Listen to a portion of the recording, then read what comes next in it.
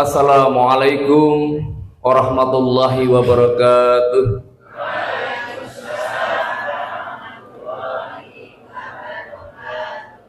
Alhamdulillahirabbil alamin. Innal hamdalillah nahmaduhu wa nastaghfiruh wa na'udzu billahi min syururi anfusina wa min sayyiati a'malina. May yahdihillahu fala mudhillalah wa may yudhlil fala hadiyalah. Asyhadu an la ilaha illallah wa asyhadu anna Muhammadar Rasulullah. Allahumma shalli ala sayyidina Muhammad wa ala alihi wa sahbihi ajma'in, amma ba'd. Bapak Ibu yang saya hormati, lebih-lebih kepada Bapak Ibu Ustadz, Ustadzah, Bapak Takmir Masjid Al-Muhtadin, terus Pak nih, Muhtadin yang saya hormati, Bapak Ibu jamaah salat maghrib yang insyaallah dirahmati Allah Subhanahu wa taala. Pertama dan paling utama saya mengajak kepada Bapak dan Ibu sekalian yang hadir di tempat ini untuk senantiasa memanjatkan puji dan syukur kepada Allah Subhanahu wa taala, bahwa malam hari ini senantiasa atas ridhonya Allah, atas izinnya Allah, senantiasa kita masih diberikan kesempatan, diberikan nikmat sehat, diberikan nikmat untuk bisa melaksanakan kewajiban yang Allah berikan kepada kita. Tidak lain dan bukan, alhamdulillah selesai kita melaksanakan sholat maghrib secara berjamaah. Harapan dan doa kita semuanya mudah-mudahan apa yang kita kerjakan dari pagi bangun tidur sampai tadi hari ini, saat ini setelah kita melaksanakan sholat maghrib, senantiasa tercatat sebagai amal ibadah kita semuanya. Amin ya rabbal alamin. Salawat dan salam semoga tetap tercurah terlimpah kepada junjungan kita Rasulullah Muhammad Sallallahu Alaihi Wasallam, kepada keluarga, kepada para sahabat, sampai dengan kaum umatnya yang di akhir zaman, insya Allah termasuk kita yang hari ini saat ini berada di masjid yang megah ini. Bapak dan Ibu yang dirahmati Allah, terima kasih. Sore hari ini saya dianggap tamu istimewa, dan alhamdulillah setelah masa COVID kemarin Pak, banyak jalan-jalan ditutup, lebih-lebih pada saat jalan di sebelah timur kita ini dibongkar. Saya sebenarnya sering lewat sini kalau maghrib dan jam-jam asar itu pulang dari Ngestiharjo, saya sering mendengar adzan tapi tidak pernah tahu masjidnya Pak, karena saya lari ngejar untuk tetap berjamaah di masjid dekat rumah saya. Dan alhamdulillah atas ridhonya dari Allah, malam hari ini saya bisa bergabung dengan Bapak Ibu sekalian berjamaah di masjid ini. Bapak dan Ibu yang dirahmati Allah, terima kasih sekali lagi kami dari Polsek Kasihan atas undangan kemarin Pak Kurnia paring dawuh kepada saya untuk hadir bersilaturahmi dengan Bapak Ibu jamaah Masjid Muhtadin malam hari ini. Sekali lagi atas ridhonya Allah kita bisa dipertemukan malam hari ini pula sesuai dengan tugas kami di Polsek Kasihan. Saya akan menyampaikan beberapa hal yang berkaitan dengan harapan kita sebagai orang tua kepada anak-anak kita. Bapak dan Ibu yang dirahmati Allah, tentunya dalam kehidupan sehari-hari tidak pernah luput, siapapun juga berharap mempunyai keturunan yang soleh dan soleha. Dalam kehidupan sehari-hari 24 jam kita berdoa untuk anak-anak kita. Terlepas dari itu pula kita berdoa kepada orang tua kita. Bagaimana kita bisa menjaga keseimbangan antara mendoakan kedua orang tua kita dan tetap menjaga anak-anak kita. Meskipun kita tahu bahwa segala sesuatu yang ada di kehidupan kita ini atas izin dan ridhonya Allah. Anak kita soleh dan solehah, kita sudah berupaya, tidak sedikit upaya yang kita lakukan semaksimal mungkin hasilnya tidak sesuai apa yang kita inginkan. Demikian juga ketika Allah sudah memberikan kepastian kepada kita bahwa kehidupan kita di dunia ini tidak lebih hanya sebuah ujian buat kita. Ngoten nggih Bapak Ibu nggih. Bahwa kita mempunyai anak yang ngapunten dirasa kurang baik, anak bandel niku ujian. Mempunyai pasangan yang tidak baik pun itu juga ujian. Apapun yang menjadi ujian Allah, wajib tetap kita bersyukur. Di Quran surat Al-Mulk ayat 2, Mungkin Bapak dan Ibu setiap malam sebelum sehari memanfaatkan momen istirahat sebelum akhirnya kita berpasrah diri kepada Allah dalam lelapan tidur, kita bisa membaca surat Al-Mulk di Quran, surat Al-Mulk ayat 2, waladzi khalaqal mauta wal hayata liyabluwakum ayyukum ahsanu amala. Yang dialah yang mematikan dan menghidupkan. Nonton nggih Pak Ibu nggih. Jadi Allah lah yang menghidupkan dan mematikan kita, kemudian memberikan kesempatan kita untuk berbuat baik. Karena apa? Bagian dari ujian hidup kita. Ini ngapunten Bapak dan Ibu, apapun profesi kita, termasuk saya jadi polisi ini juga ujian. Mampu tidak kita mengemban amanah yang diberikan Allah kepada kita, yang dipasrahkan warga masyarakat kepada kita, menjadi pejabat apapun, itu juga amanah. Dalam kehidupan sehari-hari kita berpikir bahwa keluarga kita lah yang harus kita utamakan. Dalam artian begini Bapak dan Ibu, ketika kita mempunyai satu permasalahan, yakinlah bahwa itu cara Allah untuk mendekatkan kita kepada Allah. Ketika kita berbicara anak bandel, seperti hari ini Bapak, hari ini mohon maaf, saya hari ini baru pulang ke rumah, mandi sebentar terus berangkat ke kantor, dan akhirnya selesai dari kantor saya langsung ke masjid ini. Ketika kita menghadapi satu kegiatan Bapak dan Ibu, ternyata hari ini juga saya sampaikan ada salah satu anak perempuan yang kabur dari rumah.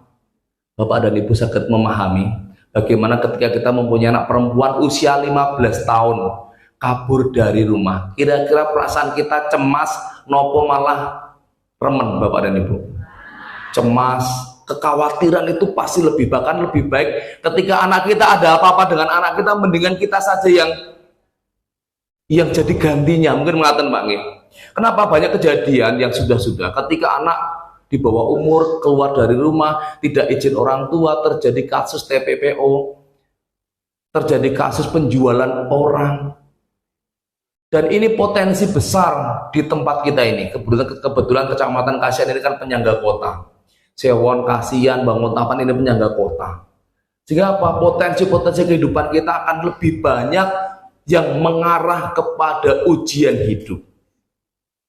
Ketika anak bermasalah, sekali lagi, dalam doa kita tidak henti-hentinya. Kita meminta kepada Allah, jadikan anak hamba sebagai anak yang soleh dan soleha. Ngerti nggih Bapak Ibu? Dalam kehidupan sehari-hari pula kita berdoa kepada Allah, ya Allah berikanlah pasanganku pasangan yang, kalau putri yang pasangan yang soleh, kalau putra yang soleh. Dalam kehidupan sehari seperti itu, kita bagaimana dalam ikatan pernikahan kita menjaga jangan sampai ada retak permasalahan dalam keluarga. Namun apa yang terjadi Bapak dan Ibu? Banyak di antara kita yang dalam kehidupan diuji oleh Allah dari mana? Dari keluarga. Ujian yang paling berat itu kan datangnya dari keluarga.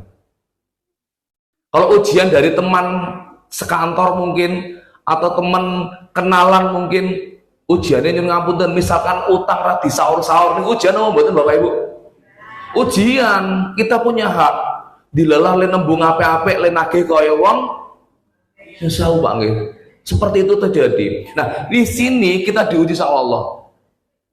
Apalagi yang menjadi objek ujian itu justru keluarga kita. Ketika kita mempunyai keluarga kita, yang paling berat sekali lagi ujian hidup itu berasal dari keluarga. Bapak dan Ibu, ketika kita ditipu teman satu tempat kerjaan, le jengkel ndak sepinten. Suwe-suwe dituruti, akhirnya nopo bisa kembali seperti semula. Lalu bagaimana ketika ujian kita itu berasal dari keluarga kita? Ketika kita mempunyai pasangan yang tidak baik, misalkan sakit buatan Bu. Satu contoh, yang ngapunten, Polsek Kasihan itu menangani beberapa permasalahan keluarga Pak. Yang hubungannya dengan niki tugasnya Pak Kurnia pun. Pak Kurnia lenggah wonten kantor KUA banyak yang ngapunten nggih Pak nggih. Niki Pak Kurnia tidak boten nggih. Katanya boten nggih. Mudah-mudahan beliau aman. Tidak tahu apa yang saya sampaikan. Niki bocorannya beliau bahwa di Polsek di Kecamatan Kasihan ini banyak aduan terkait dengan perceraian Bapak dan Ibu. Fakta yang terjadi apa? Kita tidak bisa mempertahankan rumah tangga kita. Ujian yang Allah berikan kepada pasangan kita cukup berat bagi kita. Sehingga apa? Ketika kita tidak bisa menyerahkan itu semua kepada Allah, yang ada kita namun uring-uringan dengan pasangan kita. Ketika suami rewel, itu ujian. Ketika istri rewel, itu ujian. Nah, apa yang harus kita lakukan? Bagaimana kita menjaga keutuhan rumah tangga kita. Ketika kita pasangan suami istri sudah baik, ujiannya dari Allah kembali lagi kepada kita. Nek kita berhasil atau tidak mampu diuji dengan pasangan kita, Allah akan menguji dengan anak-anak kita.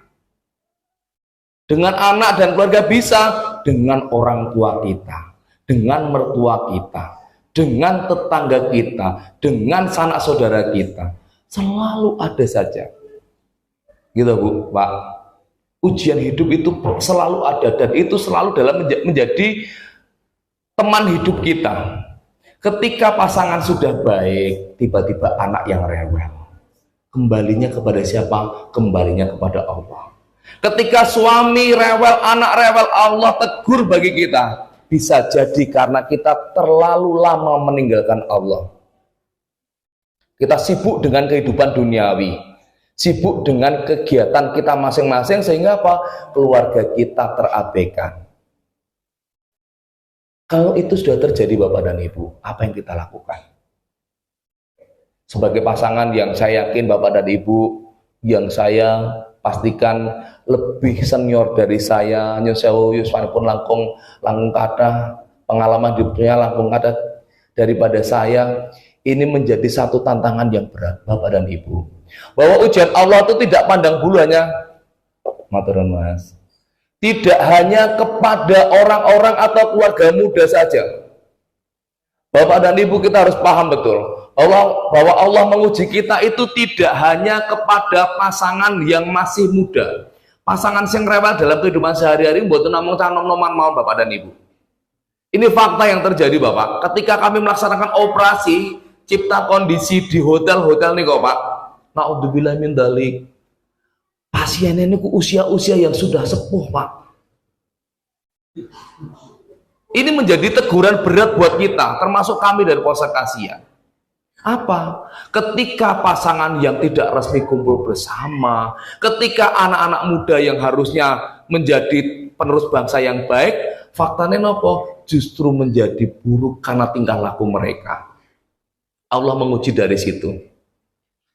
Nah, ketika kita sudah mendapatkan ujian dari Allah berupa teguran, berupa tindakan yang harus kita sikapi dengan baik, kita kembalinya kepada Allah. Kembali kepada Quran surat Al-Furqan ayat 74. Bapak dan Ibu sampun pirsa nggih Pak nggih.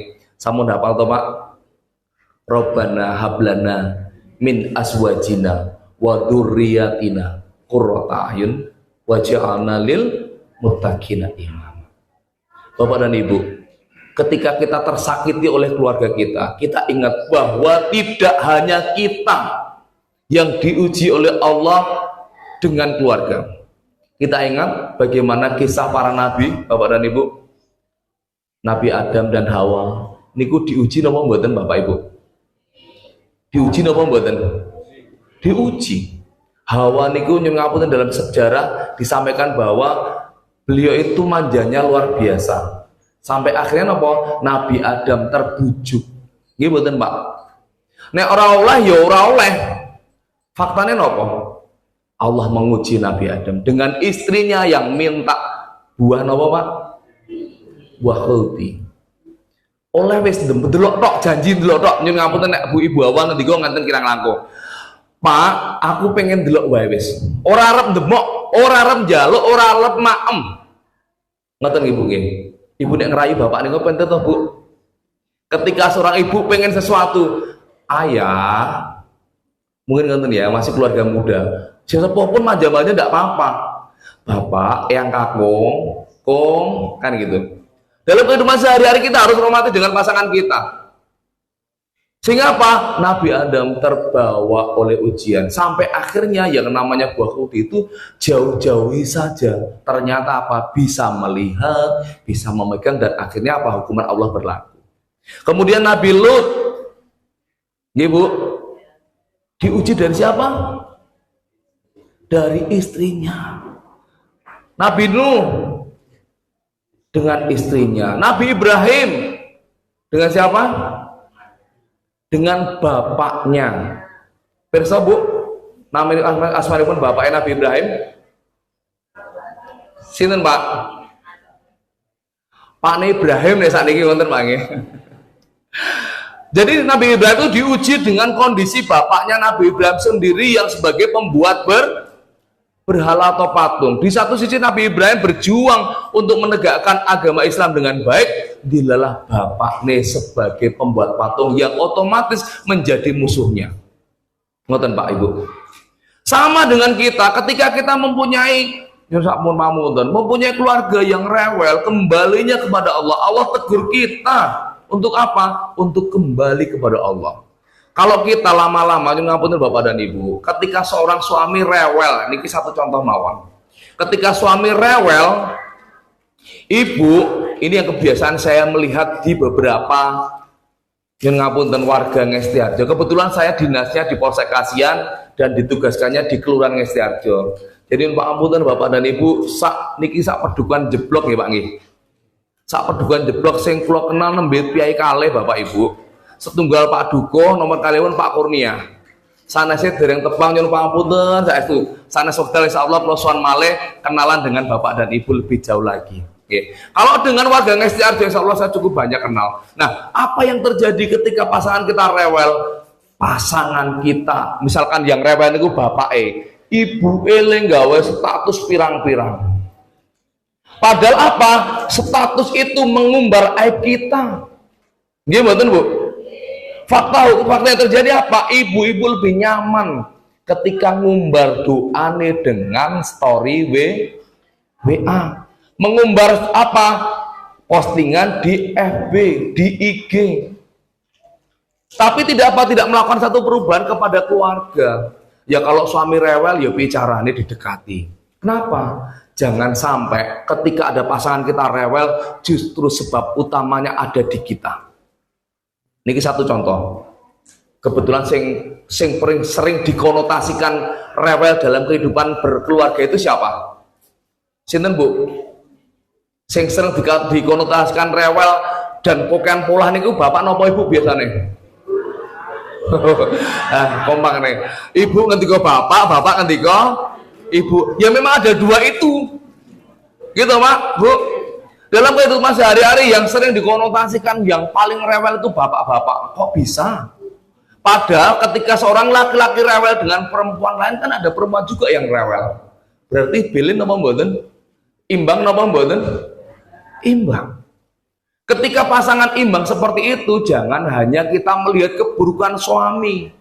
Kita lihat dulu apakah ada unsur-unsur yang membuat kita itu menjadi penyebab dari retaknya rumah tangga. Apakah ada satu sebab yang kita lakukan tetapi kita tidak sadar bahwa kitalah yang membuat pasangan kita menjadi tidak baik dengan kita. Makanya di Al-Furqan ayat 74 tadi, ya Allah karuniakanlah kepada kami, kepada istri kami, kepada anak-anak kami penyejuk mata. Ketika kita mau memperbaiki diri, memperbaiki kondisi rumah tangganya, ngapunten Bapak Ibu sekalian. Ketika kita mau memperbaiki kehidupan perkeluarga kita, monggo kita bercermin kepada Al-Furqan ayat 74.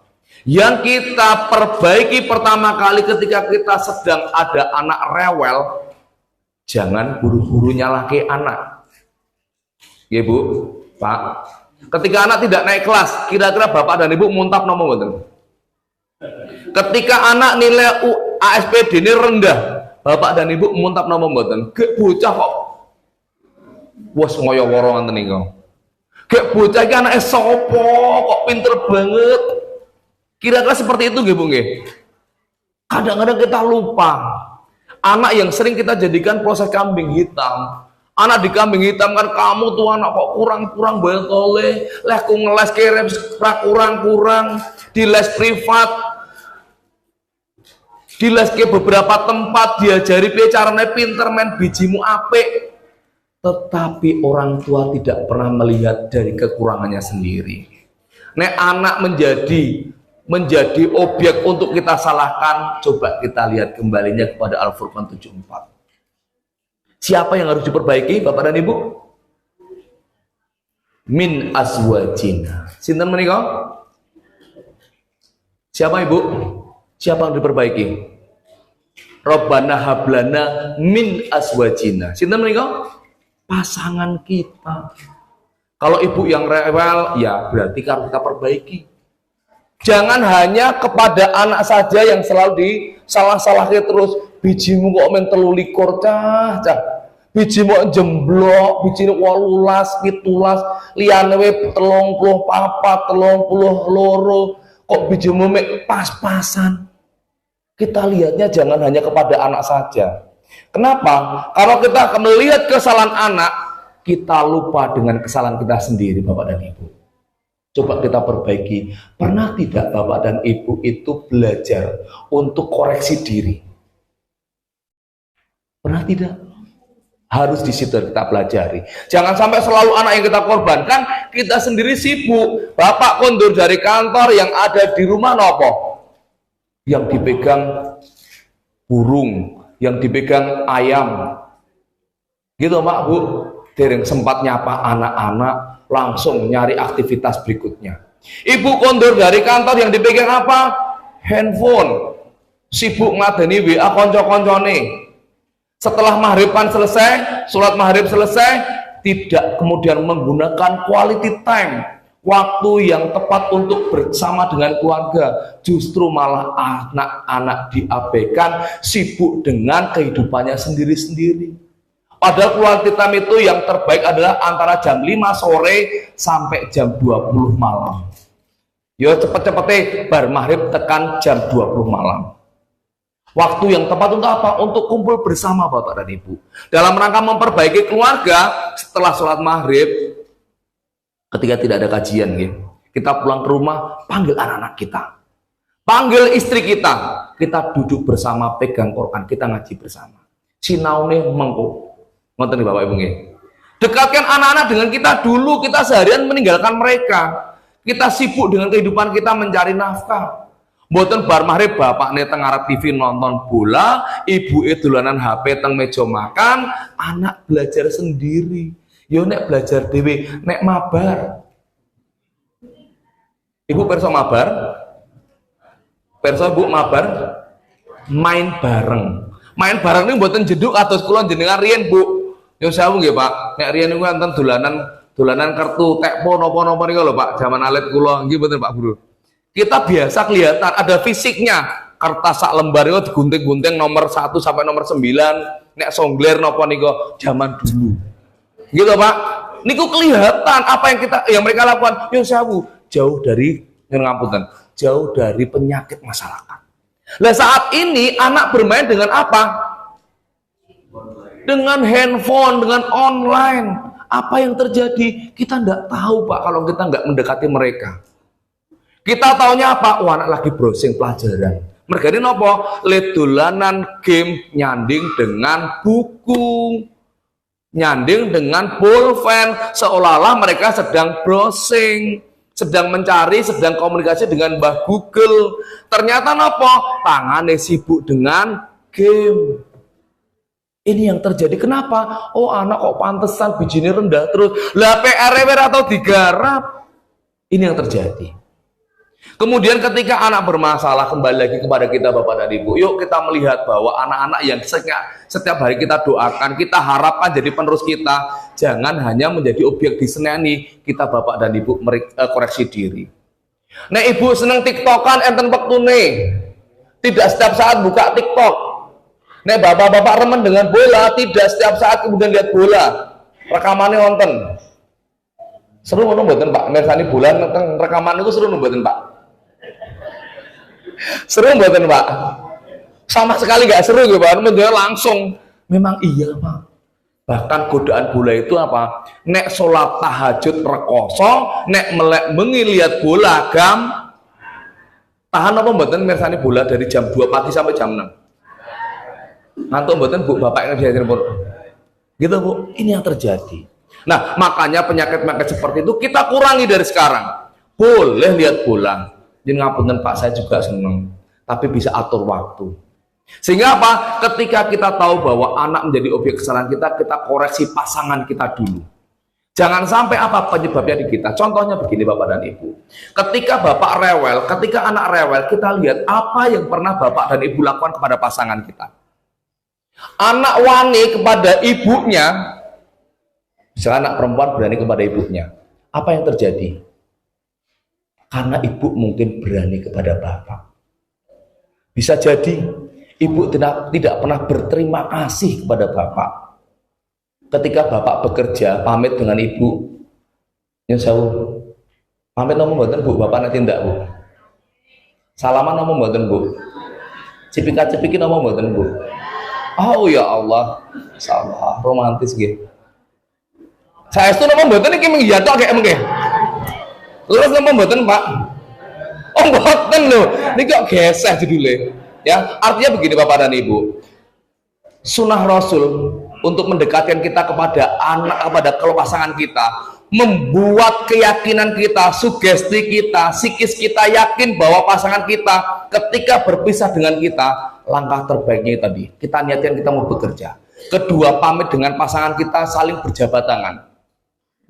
Kemudian tidak usah malu Bapak dan Ibu untuk meyakinkan kita, sugesti kita baik kepada pasangan kita yang mau berpisah untuk sekian jam. Nyun ngapunten, ini ada pahala khusus, ya Bu ya. Sunnah yang paling mudah, mencium kening istri, cepika-cepiki dengan pasangan yang resmi, niku wajib. Dalam artian begini wajibnya. Ketika kita yakin dengan sugesti ini bapak orang bakal rewel, saya kita sangoni ciuman saya. Banyak kasus terjadi apa? Pamitnya nyambut gawe, tapi jam 11 pun ketemu Pol PP di hotel. Kenapa? Karena kita nggak yakin dengan pasangan kita. Ketika bapak rewel, coba kita lihat anak tadi yang berani kepada ibunya, kita jangan sampai hanya menyalahkan anak saja. Jangan sampai ibu yang biasa, biasa ngomeli bapak terus-terusan. Kita lihat. Bapak itu wis kerja rekoso, kemudian memberikan nafkah untuk keluarga, teko-teko diomeli, dipaido, dicepaki teh panas. Kira-kira bapak jengkel apa mboten? Ini fakta. Wah, engko pun dikemati kita wingi. Delengke. Nggih. Itu seperti itu. Lalu bagaimana ketika ada anak laki-laki yang berani kepada bapaknya? Pernah enggak anak laki-laki melihat bapaknya memperlakukan kasar seorang ibu? Bisa jadi itu terjadi. Bapak yang harusnya sebagai pelindung, penyayang keluarga, menjadi pelindung buat istri, tetapi faktanya melakukan kekerasan fisik dan psikis kepada istri. Ini dilihat anak-anak Bapak dan Ibu. Sehingga apa? Mereka berpikir bahwa bapakku seperti itu. Bapak memperlakukan ibu seperti itu. Sehingga apa? Muncul dalam pemikiran anak bahwa dia juga tidak akan terima. Kenapa? Karena anak itu 9 bulan 10 hari dalam kandungan ibu. Nek ibu dipiloro karo bapak, kira-kira anaknya terima nama mboten Bu? Pasti tidak akan terima. Kita melihat seorang ibu, niki nyuwun ngapunten Bu, kula belani sithik Bu. Ketika ibu rekoso hamil sampai melahirkan, menyusui dan membesarkan, anak ini kan ada jalinan batin yang kuat dibandingkan dengan bapak. Gitu Pak. Kenapa ibu setiap saat lebih banyak all out dengan anak dibandingkan bapak? Nah, anak tidak akan terima ketika ibu diperlakukan tidak baik oleh bapak. Sehingga apa? Ketika anak laki-laki tidak suka atau melakukan kekerasan kepada bapak, bisa jadi bapaknya yang bermasalah. Atau seorang anak perempuan yang memperlakukan kasar kepada ibunya, bisa jadi ibunya yang terbiasa memperlakukan kasar bapaknya. Kata Bapak dan Ibu, dalam kehidupan sehari-hari yang saya tangani, seorang anak yang tega, nyuwun ngapunten Bapak dan Ibu, pasangane niku napa diperlakukan baik, belanja online, makanan cepat saji, tetapi bapak dan ibu kandungnya diabaikan. Ini jadi ujian buat kita. Kadang-kadang dalam hati kita berpikir, ya Allah, berikanlah anak-anak kita Doa kita sehari, berikan anak-anak kita anak-anak yang soleh dan soleha, yang siap menjaga kita di saat kita sedang rapuh. Di saat kita sudah menginjak usia lansia, kita berharap anak-anak kita menjadi generasi penerus kita yang apa? Yang mau menjaga. Alhasil apa Bapak dan Ibu? Di zaman milenial saat ini, di tahun 2024 ini, banyak kasus orang tua diterlantarkan. Dan ngapunten, bahkan dipidanakan hanya gara-gara warisan. Diterlantarkan gara-gara apa? Takut dengan istri. Jadi suami tidak harus takut dengan istri. Istri pun demikian juga. Ketika ada hubungan dengan orang tua, mohon izin kepada pasangan kita.